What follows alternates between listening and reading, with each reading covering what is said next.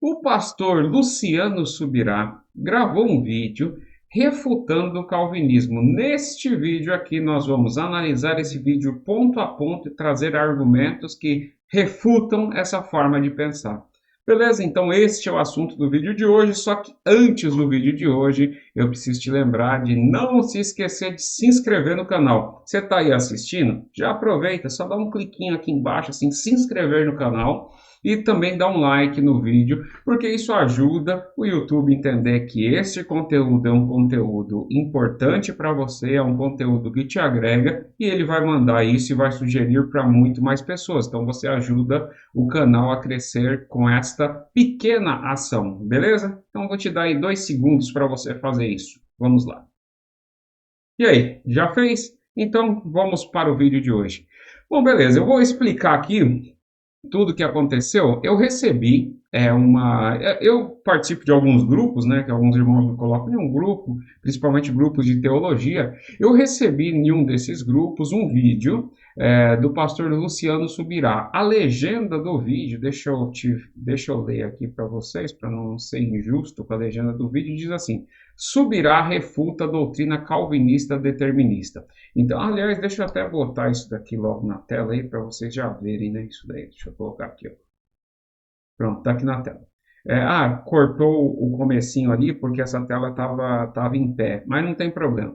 Então aqui ele diz assim: Subirá refuta a doutrina calvinista determinista. E aí ali ele é um vídeo bem curto, é 1 minuto e pouquinho. A gente vai fazer o seguinte: a gente vai ouvir esse vídeo todo, depois eu vou pausando ele parte a parte para poder contrapor o que está sendo dito ali. Aí foi então voltando à história, então em um desses grupos me mandaram esse vídeo e me fizeram a pergunta: onde é que está o erro das coisas que ele está falando, né? Então é um grupo de debate do Evangelho, então nós vamos tentar ajudar aqui na compreensão desse assunto, que é um assunto complexo, mas eu vou tentar simplificar o máximo possível aqui, tá bom? Deixa eu colocar aqui meu áudio e vamos lá, deixa eu tocar o vídeo aqui. Como sempre, eu vou colocar no Blur aqui, né, para não ter problema de direitos autorais, beleza? Vamos lá. Esse, de fato, precisa ser um ponto bem definido na nossa doutrina. Eu prego o evangelho para alguém dizendo: Deus te ama, tem um plano para você, te chamou ao arrependimento. Se você se arrepender e crer nele, vai se salvar. Mas eu posso estar simplesmente iludindo um réprobo, dizendo: olha, no final das contas, nós não sabemos. Gente, a pergunta é: que evangelho é esse? Qual a coerência em tudo isso? Outro dia alguém falou para mim: você está fazendo uma violência à soberania de Deus, está causando um estrago quando ensina a responsabilidade humana desse jeito. Eu falei: peraí, que estrago eu estou causando? Porque se você tiver certo, não importa o que eu falo, nada muda o que Deus determinou. Então, se eu tiver errado no meu ensino, eu não estou alterando destino nenhum. Aliás, se formos coerentes com o que você está falando, já que Deus está no controle de tudo e predetermina todas as coisas, você vai ter que admitir que Deus me levantou para falar alguma coisa que é até contra o que ele faz. Então você não pode me dar essa autonomia e dizer que eu estou criando um problema para o Deus soberano, não crendo do jeito que crê. A pessoa emudeceu. Falei: por outro lado, se você estiver errado do que você está ensinando, você está despachando muita gente para o inferno, levando-os a acreditar na possibilidade de serem réprobos, sem que eles tenham uma revelação do amor de Deus e da responsabilidade de resposta. Bom, muito bom, né? Eu Esse, de achei fato, que foram argumentos muito interessantes e um argumento bastante, à primeira vista, um argumento muito contundente, né? Mas vamos analisar isso parte a parte e tentar entender aqui. Então, a ideia dele, do pastor Luciano Subirá aqui, é que você tem um problema de base aí. A pergunta que ele tem por trás de tudo isso que ele está falando é a seguinte: se Deus predestinou e determinou todas as coisas, para que a gente prega o evangelho, entendeu? É basicamente isso que ele está falando de maneira geral. Essa é o que está por trás daquilo que ele está falando. Mas vamos analisar o argumento dele pausadamente aqui, ponto por ponto, para a gente tentar chegar em uma visão mais coerente aqui. Deixa eu colocar aqui na tela. Deixa eu só fazer o seguinte aqui, pronto, tá aqui. Vamos lá. Então vamos colocar aqui no comecinho, voltar no comecinho e vamos lá. fato precisa ser um ponto bem definido na nossa doutrina. Eu prego o evangelho para alguém dizendo, Deus te ama, tem um plano para você, te chamou ao arrependimento. Se você se arrepender e crer nele, vai se salvar, mas eu posso estar simplesmente... Então, ele começa com essa ideia de que quando você prega o evangelho dizendo assim: Deus te ama, te chamou ao arrependimento. Se você crê nele, você será salvo. Sim, exatamente isso. Exatamente isso. Aliás, aí traz a ideia do evangelho, né? Então, deixa eu só tirar isso daqui. Então, traz a ideia do evangelho que basicamente eu gosto muito de uma passagem que é João 3,16, né? Então, se vocês pegarem lá em João 3,16 e dar uma lida, você vai ver o seguinte: porque Deus amou o mundo de tal maneira que deu seu único filho, para que todo aquele que nele crê não pereça, mas tenha a vida eterna. Então, isso é bíblico, certo? Isso é bíblico. Então, no ponto de vista, quando você chega para uma pessoa e diz assim, essa ideia de Deus te ama e tem um plano para você, quando a gente vai analisar a pregação do evangelho bíblica, nunca é pregado dessa maneira. O que diz é o seguinte: a ideia do evangelho, quando você prega a mensagem, porque o que é evangelho? Evangelho é uma mensagem. É uma mensagem em que a gente tinha um problema e chega uma boa notícia, uma boa nova. Isso que é evangelho. Então, qual era o problema? O pecado. Você estava morto em delitos e pecado. E é isso que a gente vai olhar lá em Romanos, quando a gente analisa, a gente estuda, por exemplo, o livro de Romanos, a gente vai entender exatamente isso. Você tinha um problema, que era o pecado, essa separação de Deus pelo pecado. E não havia nada que você pudesse fazer que conseguiria te trazer de volta com esse relacionamento com Deus. Então, esse é o problema. Tá certo?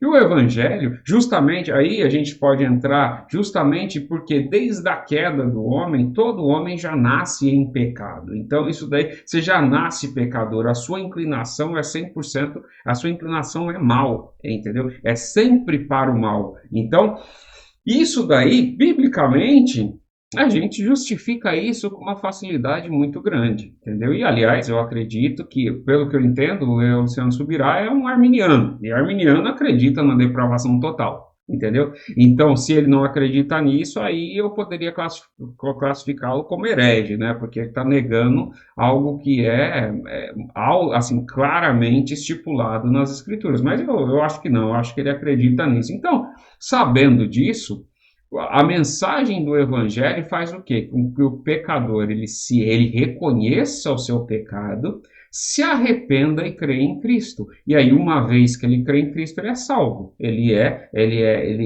tem o, digamos assim, ele é nascido novamente e, portanto, ele é salvo, né? Então, e essa que é a ideia do evangelho. Então, o evangelho não tem a ver com o plano para você. O evangelho tem a ver com essa mensagem redentiva, essa mensagem da pessoa, ela reconhecer o seu pecado e isso provocar nela uma mudança e, obviamente, essa regeneração que a pessoa... Aliás, tem até uma passagem em Romanos que diz: a fé vem pelo ouvir, o ouvir da palavra de Deus. Então, palavra de Deus é pregar essa boa nova, tá certo?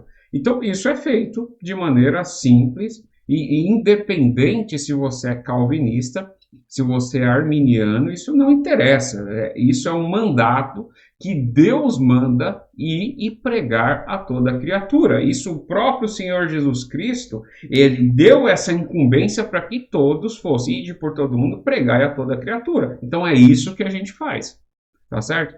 A gente pode entrar em discussões de você crê por qual motivo? A fé vem de você ou a fé vem de Deus? É um dom de Deus? A gente poderia entrar em tudo isso. Só que é uma discussão longa e eu quero me ater aqui ao que ele falou para poder dar uma resposta mais coerente com o que ele falou. Então, beleza.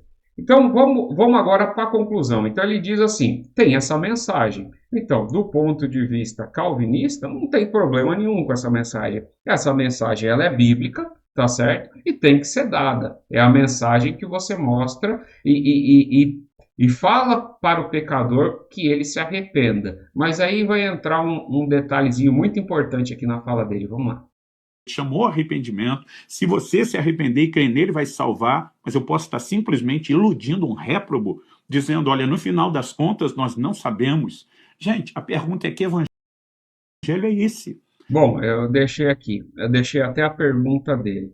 Então, deixa eu só dar voltar alguns segundos aqui, pronto, para a gente não perder o que ele está falando. Bom, então vamos lá. A pergunta que ele fez é o seguinte: que evangelho é esse? Por quê? Porque você pode estar levando essa mensagem para uma pessoa, que ele está dizendo, e na hora que você está falando para essa pessoa sobre o amor de Deus e Cristo que foi enviado para perdão dos nossos pecados, e simplesmente a pessoa ser alguém que não foi predestinado, alguém que não foi escolhido. E aí, quer dizer, você vai estar iludindo um réprobo? É a pergunta que ele faz. Ué, sim. E eu vou explicar o porquê. E, aliás, é um negócio muito interessante, porque aqui a gente vai ver que arminiano e calvinista, nesse ponto, são iguais, entendeu? De resultado final, são exatamente iguais. E aí ele fala com ar de que o que ele pensa e a doutrina que ele defende é diferente. Por que arminiano e calvinista são iguais nesse ponto? É simples, porque isso está na Bíblia. Essa questão de predestinação é algo bíblico. Você não consegue negar a predestinação, porque é algo bíblico. Eu posso pegar vários textos bíblicos tratando sobre predestinação. Qual é a diferença? É que o calvinista, ele entende a predestinação de uma maneira. O arminiano entende de outra. O arminiano tem vinculado a predestinação à ideia de presciência, que Deus olhou para o futuro e viu o que ia fazer, então, portanto, predestinou. Eu poderia entrar nesses detalhes aí mais profundamente, mas aí perderia um pouco a ideia do vídeo. Mas eu vou usar uma parte dessa ideia para mostrar que o que ele defende também não faz sentido, entendeu? Porque é o seguinte: iludindo um réprobo. Vamos lá. Eu acredito que ele crê, assim como todo cristão crê, que Deus ele é onisciente, tá certo? Não existe nada no mundo que possa pegar Deus de surpresa, tá certo? Nada. Não existe absolutamente nada que possa surpreender Deus. Então, portanto, do ponto de vista divino, todas as coisas estão dadas. Não existe nada que acontecerá amanhã, daqui a um ano, daqui a 100 anos ou daqui a 1000 anos que Deus não saiba. Não existe absolutamente nada. A pessoa que vai nascer daqui a 50 anos, antes dela ser gerada, Deus já sabe, esse daqui é um réprobo, né? Ou seja, é um condenado, ou esse daqui é um salvo. Deus já sabe isso de antemão. A não ser que ele fale para mim, não, peraí, eu não acredito nisso não, Deus não sabe de antemão. Aí a gente vai criar um problema que vai ser a onisciência de Deus. Então, o Deus a qual ele defende é um Deus que não sabe o futuro. Então, Deus que está perdido. Ele fez, por exemplo, ele deu início no mundo e deixou lá o pau comer, né? Como diz aí na gíria, né? Então deixou o pau comer lá e Deus fica só observando. E aí, vai, não vai, eu não sei qual que é o resultado final. O Deus das Escrituras não é assim. Existem muitas passagens bíblicas que mostram que Deus sabe de todas as coisas, não há nada. Por exemplo, eu tenho uma passagem aqui na cabeça que Jesus falando sobre dois pardais, um pardal caiu, dois pardais voando, um cai no chão. Ele disse, esse só caiu no chão porque foi Deus que permitiu, foi o Pai que permitiu. Sem o Pai permitir, nenhum pardal cairia no chão. O cabelo das nossas cabeças estão contadas. No meu caso aqui, está faltando bastante, né? Infelizmente a contagem ficou baixa. Mas o fato é o seguinte, isso daí é bíblico, meu filho, é bíblico, então não tem como fugir disso. Isso está nas Escrituras. Do ponto de vista arminiano, como ele tem essa ideia de presciência, mas não interessa. Mesmo na presciência, quer dizer, Deus olhou para o futuro e viu. Se Deus olhou para o futuro e viu, e antes de você nascer já estava tudo escrito o que aconteceria, acabou. A mesma pergunta que o pessoal faz para o calvinista, por que você prega o evangelho? Eu faria para o arminiano, por que você prega o evangelho? Você não sabe que todas as coisas estão patentes aos olhos de Deus e que Não há nada que aconteça, que aconteceu ou que acontecerá que Deus não saiba, e Deus já sabe o número das pessoas em que ele escolheu, o número das pessoas que serão salvas, e uma pergunta adicional que joga, digamos, mais uma pedrinha aí nesse alforje. O número dos salvos pode mudar? Ou seja, Deus lá na sua presciência passada falou assim, vai ter lá, sei lá, 5 bilhões de pessoas salvas. Mas aí, devido ao esforço, por exemplo, do Luciano Subirá ou das pessoas, na verdade, Deus previu 5 bilhões, mas está aqui, ó, 6 bilhões de salvos. A gente conseguiu salvar 1 bilhão a mais que Deus não havia previsto. Isso é possível acontecer?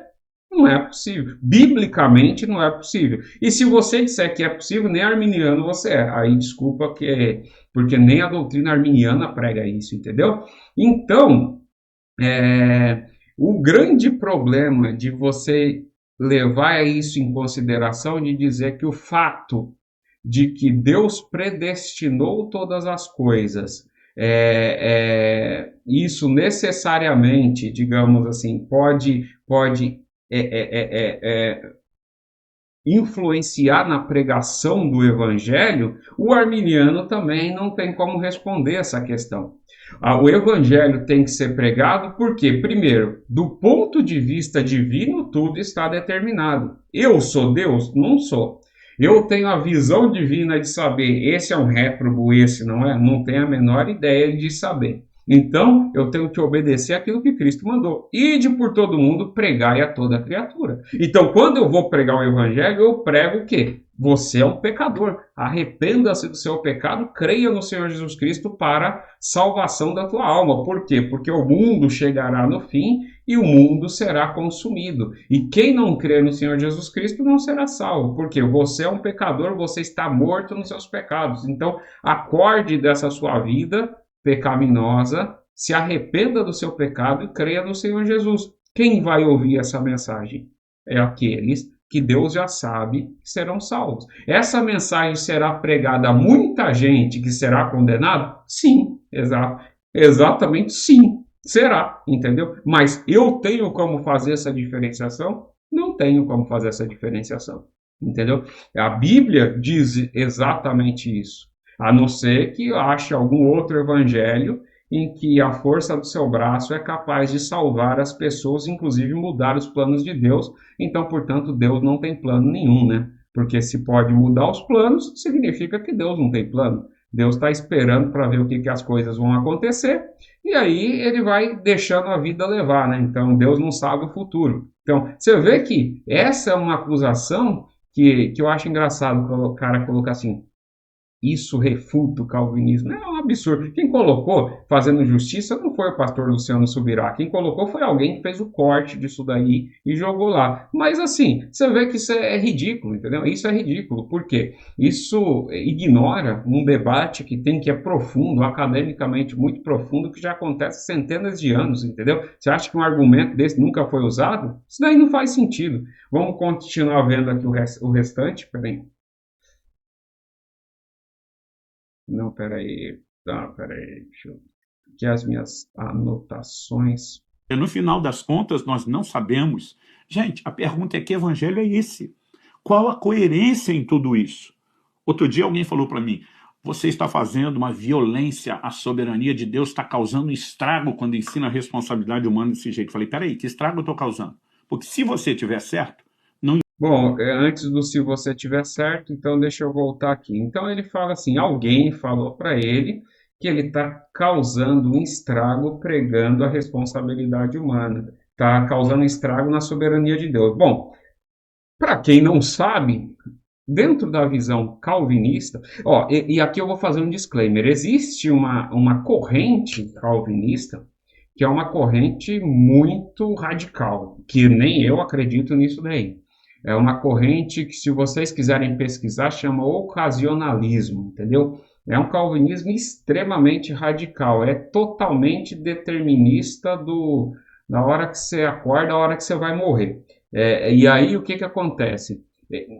Ocasionalismo, para mim, não faz sentido nenhum, como para a grande maioria dos calvinistas, tá bom? Tem um percentual dos calvinistas que defende essa ideia. Mas, sim, falando de maneira geral, calvinistas e arminianos, o que acontece? Essa ideia que ele fala aqui, ó, quer ver?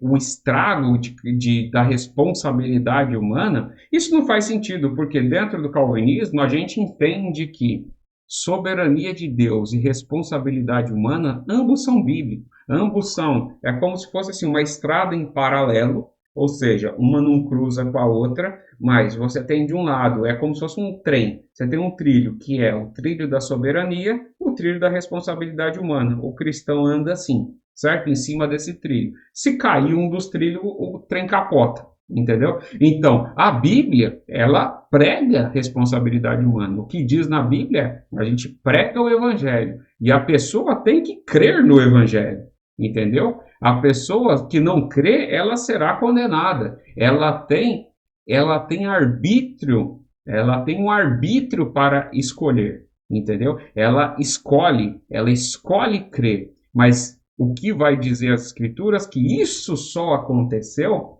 porque o Espírito Santo trabalhou na pessoa. É isso que a Bíblia vai dizer. Não que não há responsabilidade humana. É lógico que há responsabilidade humana. O calvinismo não nega a responsabilidade humana. Pelo contrário. Aliás, se você já congregou em alguma igreja reformada, se nunca congregou, congregue lá e você vai ver. Geralmente o culto é pautado na responsabilidade humana, é aconselhamento de você se arrepender, de você modificar a sua vida, de você não se entregar ao pecado, e isso e aquilo, isso é normal. Então isso é uma acusação falaciosa, essa ideia de que, não, a responsabilidade humana, calvinismo não prega porque o deixa a vida me levar. Não tem isso não. A Bíblia diz essas duas verdades. É porque o arminiano, ele resolve essa equação impossível de se resolver, da soberania de Deus e responsabilidade humana, aumentando a responsabilidade humana e reduzindo a soberania de Deus. Esse que é o grande ponto, entendeu? Agora, o fato é que as duas realidades existem. No calvinismo vai dizer assim, entre soberania de Deus e responsabilidade humana, as duas são bíblicas, como que uma se sobrepõe à outra, não tem ideia, porque a Bíblia não explica, mas o fato é que você é responsável. Deus predeterminar significa que Deus, ele sendo onisciente, ele viu todas as coisas, ele sabe de todas as coisas e mesmo assim, ele transformou